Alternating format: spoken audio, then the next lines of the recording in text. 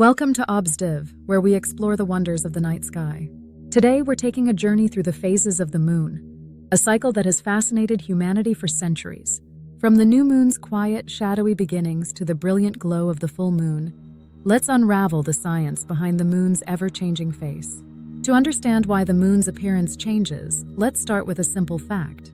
The moon doesn't emit any light of its own. The light we see on the moon is actually sunlight reflecting off its surface. And as the moon orbits Earth, the angle between the sun, moon, and Earth changes. These shifting angles are what create the moon's phases. Our lunar cycle begins with the new moon. In this phase, the moon is positioned between Earth and the sun, meaning the side of the moon that faces us is completely in shadow. Although the moon is still up there in the sky, it's invisible to us because no sunlight is reaching the side we can see. After the new moon, as the moon continues its orbit, a sliver of sunlight starts to illuminate its surface. This phase is called the waxing crescent. Waxing means increasing, and in this case, it refers to the growing area of the moon's surface that is lit by the sun. As the days pass, the crescent gradually fills out, eventually becoming a half moon.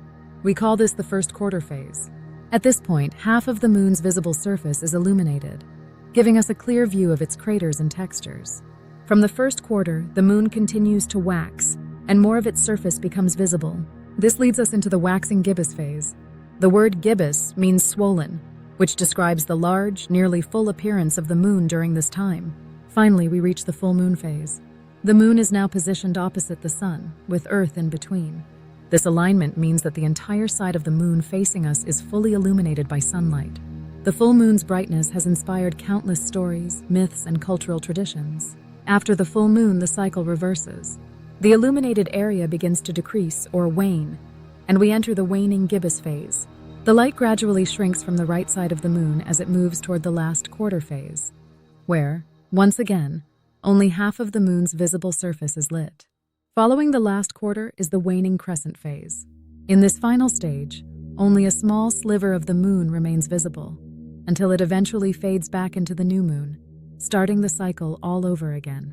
This entire journey, from one new moon to the next, takes about 29.5 days, a period known as a lunar month. These phases have guided everything from ancient calendars to modern tides, and even our cultural rituals. So the next time you look up and see the moon, remember that it's not just a glowing orb in the night sky.